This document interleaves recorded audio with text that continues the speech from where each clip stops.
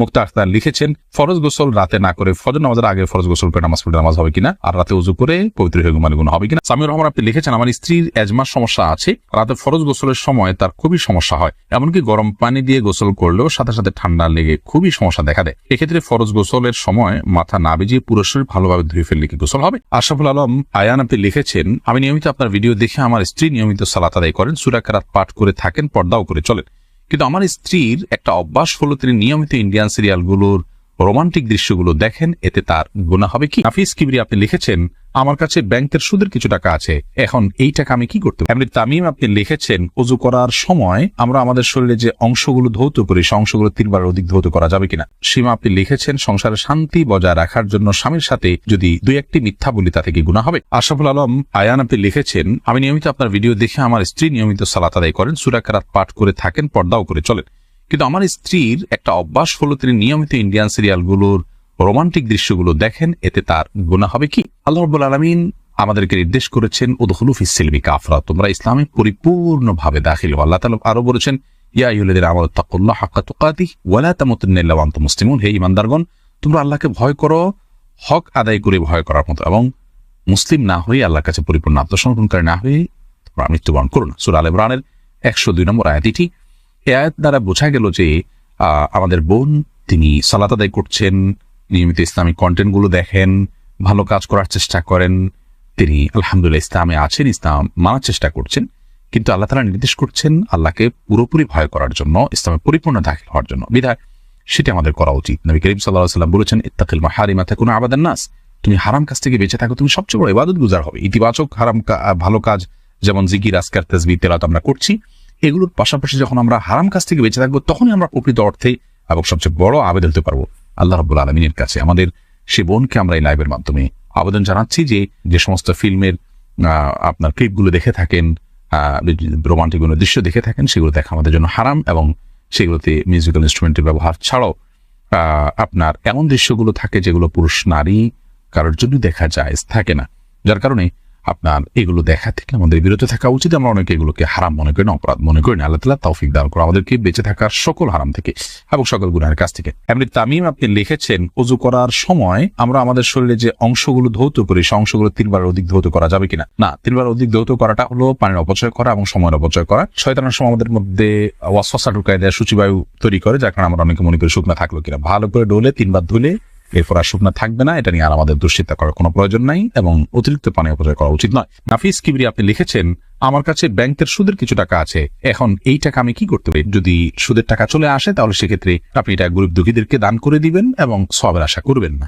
সীমা আপনি লিখেছেন, সংসারে শান্তি বজায় রাখার জন্য স্বামীর সাথে যদি 2-1টি মিথ্যা বলি তাতে কি গুনাহ হবে? শান্তি বজায় রাখার জন্য যদি একটু কথাকে ঘুরিয়ে বলেন সেটা জায়েজ আছে, এবং বিশেষ করে মর্মান্না দূর করার জন্য বা দুজনের মধ্যকার ঝগড়াঝাটি কমানোর জন্য যদি এরকম আপনার একটু ঘুরিয়ে বলা হয় সেরকম কথা বলা জায়েজ আছে। মুক্তা আখতার লিখেছেন, ফরজ গোসল রাতে না করে ফজর নামাজের আগে ফরজ গোসল করে নামাজ পড়ে নামাজ হবে কিনা, আর রাতে উযু করে পবিত্র হয়ে ঘুমালে গুনাহ হবে কিনা। না, কোনো গুনাহ হবে না, এরকম করা যেতে পারে, তবে ফজর নামাজের আগে গোসল করতে হবে। সামিউর রহমান আপনি লিখেছেন, আমার স্ত্রীর এজমার সমস্যা আছে, রাতে ফরজ গোসলের সময় তার খুবই সমস্যা হয়, এমনকি গরম পানি দিয়ে গোসল করলেও সাথে সাথে ঠান্ডা লেগে খুবই সমস্যা দেখা দেয়। এক্ষেত্রে ফরজ গোসলের সময় মাথা না ভিজিয়ে পুরো শরীর ভালোভাবে ধুয়ে ফেললে কি গোসল হবে?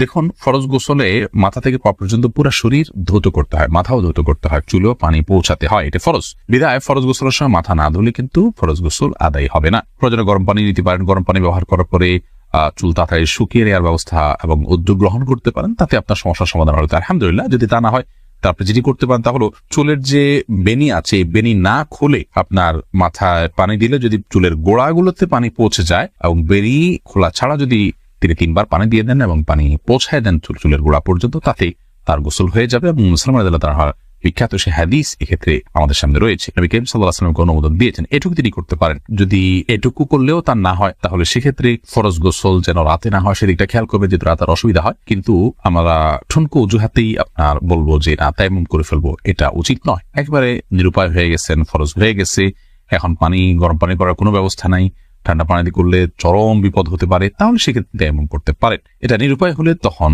তার জন্য শুধুমাত্র প্রয়োজন ওবায়দুল হক আপনি লিখেছেন, আমার কাছে একজন মানুষ টাকা পেত, সে মারা গেছে, এখন আমার করণীয় কি? আপনি তার পরিবারের কাছে, তার বংশধরদের কাছে টাকা পৌঁছে দিবেন। তাদেরকে যদি পাওয়া না যায় তাহলে তার তরফ থেকে গরিবদেরকে দান করে দিবেন, সব যেন তিনি পান সে আশায়। নিজের ব্যবহার করা পুরাতন কাপড় অন্য কাউকে দিলে উক্ত ব্যক্তির কোনো ক্ষতি হয় কিনা? অজুর মাঝখানে যদি বায়ু নির্গমন হয় তাহলে কি আবার অজু করতে হবে? কবর খোঁড়ার পর দাফন করার আগ পর্যন্ত কি খালি কবর পাহারা দিতে হয়? সিজদা অবস্থায় ফ্লোর থেকে পা উঠে গেলে নামাজ কি ভেঙে যাবে? আমি সালোয়ার কামিজের উপর হিজাব আর মোজা পরে নামাজ আদায় করি, নামাজের পোশাক হিসেবে এটা যথেষ্ট কিনা? নামাজে মনোযোগ ধরে রাখার জন্য পরামর্শ কামনা করছি। আমি হস্তমৈথুন ছাড়তে পারছি না, টাচ ফোন ছেড়ে বাটন ফোন চালাচ্ছি, তবুও ছাড়তে পারছি না। মনে নারীদের ছবি ভেসে উঠে, আমাকে পরামর্শ উপদেশ দিন। এক ব্যক্তি 4 লাখ টাকা মোহরানা ধার্য করে বিয়ে করেন, বাসর রাতে 1 লাখ টাকা স্ত্রীকে দেন, তখন স্ত্রী বলেন তোমাকে অবশিষ্ট টাকা মাফ করে দিলাম। পরে যখন তাদের তালাক হয় স্ত্রী অবশিষ্ট টাকাও দাবি করে, মাফ করে দেওয়ার টাকা দাবি করা জায়েজ আছে কিনা? চলুন তাহলে আর বিলম্ব না করে আমরা আমাদের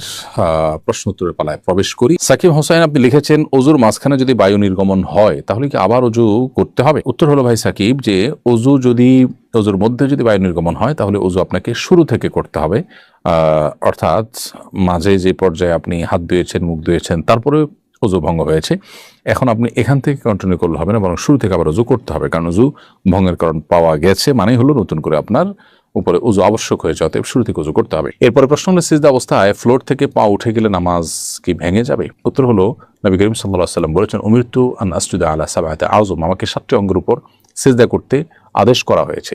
অতএব নাক, কপাল এবং 2 হাত, 2 হাঁটু এবং 2 পায়ের পাতা বা 2 পায়ের আঙ্গুল, এই 7টি অঙ্গকে ফ্লোরের সাথে মিশিয়ে সিজদা করতে হবে। এখন যদি কেউ এর মধ্যে কোনো একটি অঙ্গ ফ্লোরে টাচ না করেন তাহলে তার নামাজ হবে না। আর যদি টাচ হয়েছে এক মুহূর্তের জন্য আবার একটু উঠে গেছে তাহলে এটা মাকরু হবে, কিন্তু নামাজটা হয়ে যাবে। অতএব পুরো সিজদা জুড়ে যদি আপনার ফ্লোর থেকে পা উঠে যায় বা উঠা থাকে তাহলে সেক্ষেত্রে আপনার নামাজ হবে না, বা ওয়াজিব তরককারী হবেন, সেক্ষেত্রে আপনাকে সিজদা সাহু দিতে হবে, অথবা যদি নামাজের পরে এটি জানতে পারেন তাহলে সে নামাজ পুনরায় আদায় করতে হবে। অবশ্য কোনো ওজোর কারণে এরকম হয়েছে যে আপনি পা রাখার কোনো স্কোপ নাই, সেটা ভিন্ন কথা, তাহলে সেক্ষেত্রে নামাজ হয়ে যাবে, কোনো গুনাহ হবে না এবং সিজদা সাহু দিতে হবে না। এরপরে সাইফুর রহমান লিখেছেন, এক ব্যক্তি 4 লাখ টাকা মোহরানা ধার্য করে বিয়ে করেন, বাসর রাতে 1 লাখ টাকা স্ত্রীকে দেন, তখন স্ত্রী বলেন তোমাকে অবশিষ্ট টাকা মাফ করে দিলাম। পরে যখন তাদের তালাক হয় স্ত্রী অবশিষ্ট টাকাও দাবি করে, মাফ করে দেওয়ার টাকা দাবি করা জায়েজ আছে কিনা? উত্তর হলো যে কোনো ধরনের চাপ ছাড়া স্ত্রী যদি স্বেচ্ছায় তার সেই মহরের অবশিষ্ট টাকা মাফ করে থাকেন তাহলে সেটি মাফ করাটা বিশুদ্ধ। আল্লাহ সুবহানাহু ওয়া তাআলা বলেছেন যে ফাইন তিবনা লাকুম মিনহু শাইআ ফাকুলু হানিআম মারিআ, স্ত্রী যদি মহর থেকে কিছু অংশ তোমাদেরকে ছেড়ে দেয় তাহলে তোমরা সেটা নিজেরা ভোগ করতে পারো, অর্থাৎ এটি জায়েজ আছে এবং স্বামীর জন্য এটা ভোগ করাও জায়েজ আছে। তো স্ত্রী যদি মাফ করে দিয়ে থাকেন তাহলে স্বামীর জন্য সেটা হালাল হয়ে গেছে, এখন আর স্ত্রী সেটিকে ফেরত নেওয়ার সুযোগ নেই। তবে যদি এমন হয় যে স্ত্রীকে বা কোনো একটা পরিবেশ তৈরি করে স্ত্রীর কাছ থেকে এটা আদায় করা হয়েছে, স্ত্রী সন্তুষ্ট ছিলেন না, তাহলে সেক্ষেত্রে স্বামীর জন্য এটা ভোগ করা জায়েজ নয়। আর স্ত্রী স্বেচ্ছায় নিজে থেকে তিনি খুশি হয়ে মাফ করে দিয়েছেন, সেটা মাফ হয়ে গেছে এবং এটা পুনরায় দাবি করবার সুযোগ নেই। এরপর এমডি আলামিন হোসেন আপনি লিখেছেন, কবর খোঁড়ার পর দাফন করার আগ পর্যন্ত কি খালি কবর পাহারা দিতে হয়? উত্তর হলো না, এমন কোনো কথা নেই যে খালি কবর পাহারা দিতে হবে, এরকম কোনো বাধ্যবাধকতা শরীয়তে কোথাও উল্লেখ হয়নি। যদি পারিপার্শ্বিক কোনো কারণ থাকে যেটি আসলে পাহারা দেওয়ার জন্য আবশ্যক, সেটা ভিন্ন বিষয়, এছাড়া সাধারণ অবস্থাতে এটি কোনো আবশ্যক বিষয় নয়।